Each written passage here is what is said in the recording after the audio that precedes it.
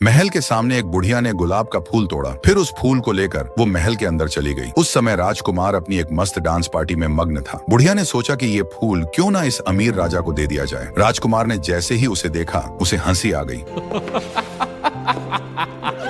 उसकी जिंदगी में खूबसूरत लड़कियों की कभी कमी नहीं थी। वो खुद भी औरतों की तरह रोज महंगे महंगे मेकअप से अपना चेहरा चमकाता था। हर दिन उसकी शानदार पार्टियां चलती थी, जहां वो सुंदर सुंदर लड़कियों को गाने के लिए बुलाता और उनसे अपने लिए डांस करवाता था। लेकिन उस दिन वो बदसूरत सी दिखने वाली बुढ़िया सिर्फ आसरा मांगने के लिए महल में आई थी और राजकुमार को धन्यवाद देने के लिए उसने अपना गुलाब उसकी तरफ बढ़ाया। राजकुमार ने गुलाब लिया और तुरंत उसे जमीन पर फेंक दिया। फिर वो बुढ़िया को वहां से भगाने लगा। बुढ़िया ने उसे चेतावनी दी कि शक्ल देखकर किसी को जज मत करो, लेकिन राजकुमार ने उसकी एक न सुनी और उसे भगाता रहा। बुढ़िया ने गुलाब उठाया, उसके शरीर से तेज रोशनी निकलने लगी और वो अचानक से एक बेहद खूबसूरत परी बन गई। राजकुमार को समझ आ गया कि भाई अब तो लग गए। वो तुरंत घुटनों के बल गिरकर माफी मांगने लगा, लेकिन परी ने उसकी एक नहीं सुनी। ये देखकर कि राजकुमार के अंदर तो जरा भी दया नहीं है, उसे सजा देने के लिए परी ने सीधे उसे एक बहुत ही बदसूरत और बड़े से जानवर यानी बीस्ट में बदल दिया। महल के जो नौकर थे वो भी बेचारे तरह तरह के सामान में बदल गए। परी ने वो गुलाब का फूल भी वहीं छोड़ दिया और वार्निंग दी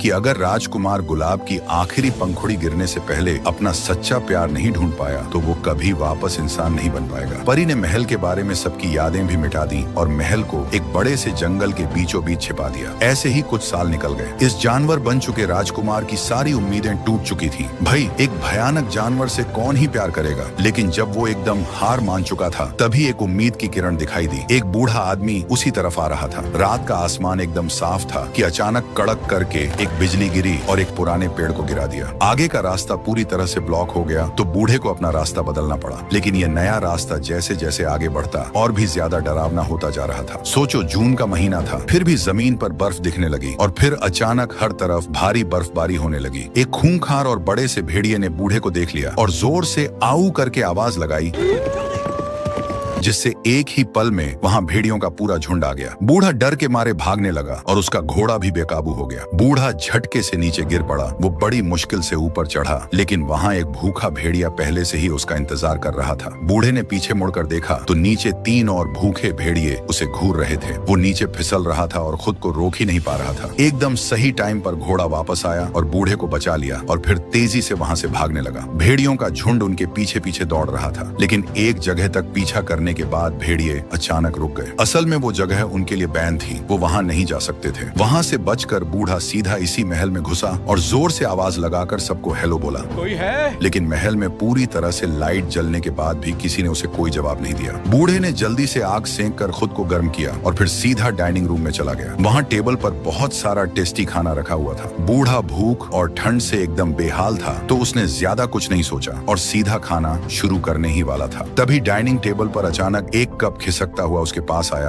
और वो बोलने लगा, मम्मी ने हिलने से मना किया था। बूढ़े ने खुद को नॉर्मल दिखाने की कोशिश करते हुए कहा, मैं डरा नहीं। और फिर वहां से गोली की रफ्तार से भाग लिया। फिर जब वो महल से बाहर निकल रहा था तो उसने देखा कि बर्फ के बीच सफेद गुलाब खिले हुए हैं, तो उसने चलते चलते एक गुलाब तोड़ दिया। भाई, ये गलती उस पर बहुत भारी पड़ गई। वो डर के मारे जमीन पर गिर पड़ा और सफेद घोड़ा भी डरकर वहां से भाग गया। आखिर में बूढ़े को एक बड़े से साए ने घेर लिया और घोड़ा भी उस बर्फीली जगह से बाहर भागकर वापस जून के मौसम वाले इलाके में आ गया। बूढ़े की बेटी यानी बेल ने देखा कि सफेद घोड़ा तो अकेला वापस आया है, तो उसे तुरंत समझ आ गया कि पापा के साथ जरूर कुछ बुरा हुआ है। उसने जल्दी से घोड़े से कहा कि मुझे मेरे पापा के पास ले चलो। सफेद घोड़े ने फिर से उस बर्फीली जमीन पर कदम रखा और उस रहस्यमयी महल तक पहुंच गया। इस लड़की ने अपने हाथ में एक लंबी सी लाठी ली और बड़ी ही सावधानी से महल के अंदर गई। महल के एकदम ऊपर उसने देखा कि उसके पापा को कैद करके रखा गया है। तभी उस जानवर की आवाज आई, जिसने कहा कि बूढ़े ने उसका गुलाब चुराया है और अब तो उसे सजा भुगतनी ही पड़ेगी। उसने एक गुलाब चुराया। बेल ने ये सुनते ही जल्दी से कहा कि वो गुलाब तो उसे चाहिए था, इनसे गुलाब मैंने मांगा था और वो अपने पापा की जगह सजा भुगतने के लिए तैयार है। जानवर का खूंखार रूप देखकर बेल बुरी तरह से डर गई थी, लेकिन फिर भी उसने हिम्मत जुटाकर कहा कि वो अपने पिता की जगह जेल में रहने को तैयार है। उसके पापा वहाँ गिड़गिड़ा रहे थे कि बेल जल्दी से वहाँ से भाग जाए। बेल ने उनकी बात मानने का नाटक किया और जानवर से जेल का दरवाजा खोलने को कहा। जानवर ने वार्निंग दी कि देख लो, अगर दरवाजा फिर से बंद हो गया तो तुम्हें जिंदगी भर यहीं कैद रहना पड़ेगा। जेल में मिलने के बाद बेल ने चालाकी से अपने पिता को धक्का देकर बाहर निकाल दिया और झट से दरवाजा बंद कर लिया। जानवर ने कहा कि तुम सच में बहुत बड़ी बेवकूफ हो, और इतना कहकर वो बूढ़े को वहाँ से घसीट कर ले गया। अगले दिन जेल का दरवाजा अचानक से खुला। बेल एकदम हैरान थी। तभी उसे किसी के बोलने की आवाज आई जो कह रहा था कि वो उसे उसके कमरे में ले जाएगा। हमारे साथ आइए और अपने कमरे में तशरीफ लाइए। बेल को यकीन ही नहीं हुआ। उसने एक स्टूल उठाया और लड़ने के लिए तैयार हो गई। तभी उसने देखा कि भाई ये तो एक मोमबत्ती का स्टैंड है जो बोल रहा है। हालांकि वो डरी हुई थी, फिर भी उसने उस कैंडल स्टैंड को धड़ाम से नीचे गिरा दिया। उसी टाइम एक और आवाज आई, मुलाजिमों का हेड होने के नाते मैं तुम्हें हुक्म देता हूँ कि इसे वापस जेल में बंद कर दो। ये एक अलार्म घड़ी थी जो चल रही थी और कैंडल स्टैंड को ऑर्डर दे रही थी कि बेल को वापस अंदर बंद कर दो। लेकिन कैंडल स्टैंड ने उसकी एक नहीं सुनी। लेकिन हम आपकी खिदमत में हाजिर हैं, इसे अपना ही महल समझिए। और बेल को एक बहुत ही शानदार बड़े से कमरे में ले गया। तभी एक मोर उड़कर आया और कैंडल स्टैंड के गले लगकर मीठी मीठी बातें करने लगा। बेल ये सब देखकर मुस्कुरा दी। उसके पीछे रखी अलमारी का दरवाजा अचानक खट से खुला। वो बेल को सजाने संवारने के लिए एकदम रेडी था। अलमारी की काफी मेहनत के बाद बेल को बहुत ही गजब और फैशनेबल तरीके से तैयार कर दिया गया। जानवर को इस बारे में कुछ भी नहीं पता था। वो बस खाना खाने की तैयारी कर रहा था। तभी उसने देखा कि नौकरों ने एक एक्स्ट्रा डिनर तैयार किया हुआ है। उसने तुरंत अलार्म घड़ी और कैंडल स्टैंड को बुलाया। तुमने उसे कमरा भी दे दिया? ना मैंने नहीं। पूछने पर पता चला कि उन्होंने न सिर्फ बेल को जेल से बाहर निकाल दिया है, बल्कि उसे एक वीआईपी कमरे में भी ठहराया है, क्योंकि अब गुलाब की बस कुछ ही पंखुड़ियां बची थीं और महल दिन ब दिन एकदम उदास होता जा रहा था। बेल का आना उनके लिए एक उम्मीद की किरण जैसा था। नौकरों को आस थी कि कोई तो इस जानवर से प्यार करेगा ताकि ये जादू जल्दी से टूट सके। हालांकि जानवर अपनी परेशानी जानता था, लेकिन उसे अंदाजा नहीं था कि वो कितना बदसूरत दिखता है और वो एक चोर की बेटी को अपने से नीचा समझता था। तब चाय की केतली ने उसे समझाया कि भाई, तुम किसी के पिता के नेचर के वजह से उस इंसान को जज नहीं कर सकते। जरूरी नहीं कि बाप की खामियां औलाद में भी हों। उसने जानवर को बेल को डिनर पर बुलाने के लिए भी कहा। बेल ने जब सुना कि जानवर उसे डिनर पर बुलाना चाहता है तो वो वहाँ से भागने की तैयारी कर रही थी। उसके मन में अचानक बहुत गुस्सा भर गया। वो बोली, तुमने मुझे यहाँ कैद करके रखा है और अब चाहते हो कि मैं तुम्हारे साथ बैठकर खाना खाऊं? क्या तुम्हारा दिमाग खराब हो गया है? मैंने कहा तुम मेरे साथ खाना खाओगी। मैं तुम्हारे साथ नहीं खाऊंगी। जानवर अपना तेज गुस्सा कंट्रोल नहीं कर पाया और चिल्लाया, अगर नहीं खाना है तो कुछ भी मत खाना, भूखी ही मरना यहाँ। तो इसे भूखा मरने दो। ये कहकर वो फुल गुस्से में वहाँ से चला गया। अपने कमरे में वापस जाकर जानवर ने उस गुलाब को देखा जिसकी पंखुड़ियां लगभग गिर ही चुकी थीं। तो वो अंदर से बहुत परेशान हो गया। उसने तुरंत अपना जादुई शीशा निकाला और कहा, मुझे उस लड़की को देखना है। जादुई शीशा सच में कमाल का था। उसने तुरंत बेल को शीशे में दिखा दिया। तभी गुलाब की एक और पंखुड़ी गिर गई, जिसका सीधा मतलब था कि जानवर के पास अब ज्यादा टाइम नहीं बचा है। सामान बन चुके नौकरों के हाथ पैर भी अब अकड़ने लगे थे। वो अच्छे से जानते थे कि बेल ही उनकी आखिरी उम्मीद है। लेकिन बेल, वो तो सिर्फ महल से भागने के चक्कर में थी। रात के अंधेरे का फायदा उठाकर वो सफेद घोड़े पर बैठी और बाहर भाग निकली। जंगल में उसका सामना फिर से उसी भेड़िए से हुआ जो आसमान की तरफ देखकर आवाज लगाता था, और फिर भेड़ियों का पूरा झुंड तुरंत उसके पीछे पड़ गया। सफेद घोड़े को भेड़ियों ने चारों तरफ से घेर लिया।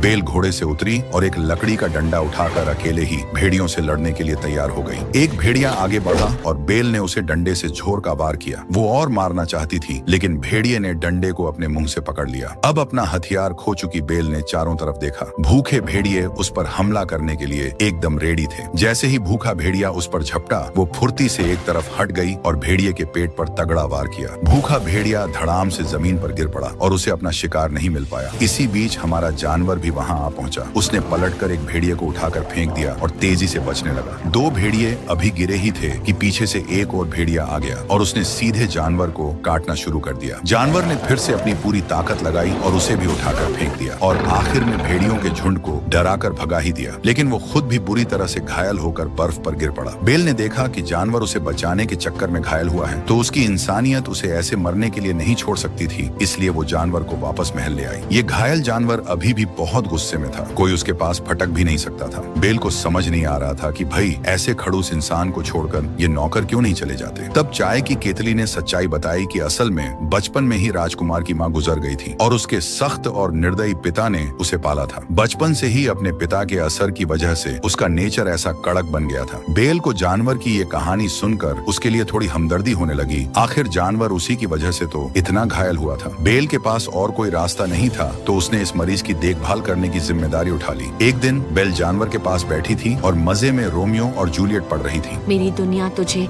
ढूंढते ढूंढते हो जाएगी फलक। तभी हैरानी की बात यह हुई कि जानवर ने आगे की लाइन खुद ही पूरी कर दी। हालांकि उसे बचपन से कभी मम्मी पापा का प्यार नहीं मिला था, लेकिन उसका एक गजब का शौक था, किताबें पढ़ना। इस एक जैसी पसंद ने बेल का इंटरेस्ट और बढ़ा दिया। जब जानवर एकदम ठीक हो गया तो वो बेल को अपनी पर्सनल लाइब्रेरी में ले गया। बेल ने जैसे ही अंदर कदम रखा उसकी आंखें फटी की फटी रह गईं। उसे अपनी जिंदगी में सबसे ज्यादा किताबें पढ़ना ही तो पसंद था। ये सुनकर कि वो यहाँ कोई भी किताब पढ़ सकती है, वो खुशी से पागल हो गई। अब जानवर उसकी नजरों में पहले से काफी बेहतर लगने लगा था। दोनों वहीं टाइम बिताने लगे। बेल किताबें पढ़ती रहती और जानवर उसे निहारता रहता। जैसे जैसे दिन बीतते गए बेल को फील हुआ कि जानवर का एक प्यारा साइड भी है। किताबें पढ़ने के इसी शौक की वजह से दोनों एक दूसरे के और भी करीब आने लगे, लेकिन सच्चे प्यार तक पहुंचने के लिए ऐसा लग रहा था जैसे किसी जीवन मरण वाले ड्रामे की कमी है। दिन बीतते गए और जानवर को पता ही नहीं चला कि कब वो इस खूबसूरत, मजबूत और बहादुर लड़की के प्यार में पड़ गया। एक दिन जानवर ने बड़ी हिम्मत जुटाकर बेल से पूछ ही लिया, क्या तुम यहाँ रहकर मेरे साथ खुशी से अपनी जिंदगी बिताना चाहोगी? बेल ने ये सुना तो पलटकर पूछा, जिसके पास आजादी ही नहीं है वो खुश कैसे रह सकता है? मेरा अभी अपने पापा से मिलने का बहुत मन कर रहा है। जानवर ने यह सुनकर तुरंत अपना जादुई शीशा निकाला, जिसमें दिखा कि बेल के पापा को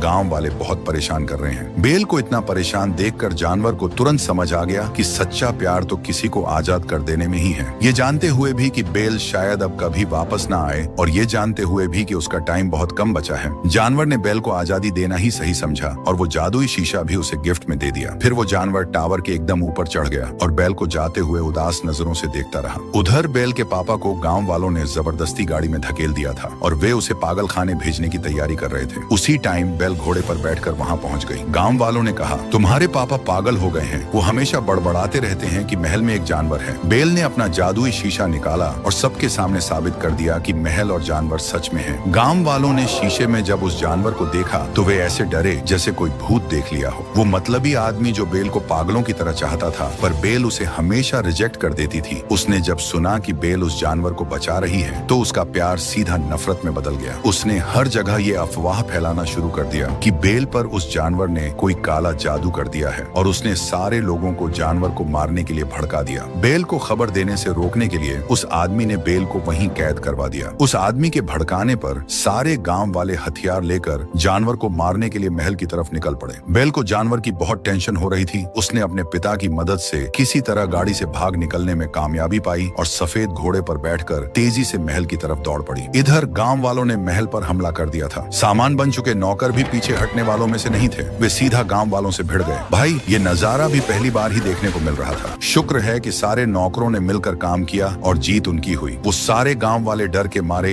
एक एक करके महल से भाग गए। इसी बीच बेल भी वहां पहुंच गई थी, जबकि वो मतलबी आदमी महल के अंदर घुस गया था और उसने जानवर को ढूंढ निकाला था। उसने बंदूक से मारकर जानवर को टावर से नीचे गिरा दिया। ये देखकर कि जानवर मरा नहीं है, वो आदमी नीचे दौड़ा और जब जानवर का ध्यान कहीं और था तो उसने आगे बढ़कर जानवर को मारने की कोशिश की। ये एकदम साफ था कि वो जानवर की जान लेना चाहता था। होश में आने के बाद जानवर ने मुड़कर झटके से उस आदमी का हथियार छीन लिया। फिर वो खड़ा हो गया और दोनों के बीच भयंकर लड़ाई शुरू हो गई। जो बोलोगे करूंगा, मेरी जान बख्श तो दरिंदे।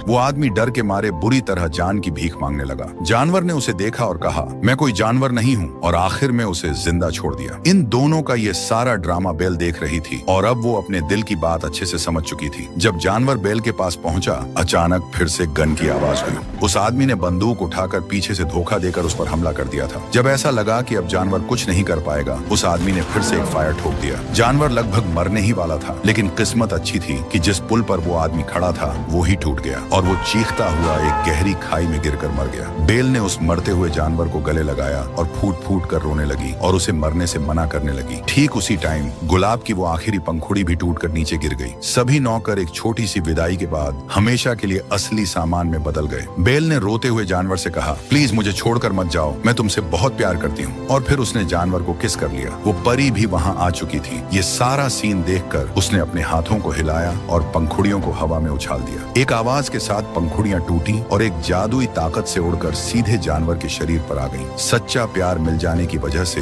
राजकुमार का श्राप अब खत्म होने लगा और वो जानवर सच में वापस एक इंसान यानी राजकुमार बन गया। महल में फिर से सूरज की रोशनी आ गई, सारे सामान भी अपने असली इंसानी रूप में वापस आ गए और महल फिर से एकदम वैसा ही हो गया जैसा वो पहले हुआ करता था। और फिर बेल और राजकुमार खुशी खुशी एक साथ रहने लगे। Film beauty and the beast की कहानी यहीं खत्म होती है। भाई लोग, वीडियो बनाने में बहुत मेहनत लगती है, तो लाइक करो और सब्सक्राइब करना बिल्कुल मत भूलना।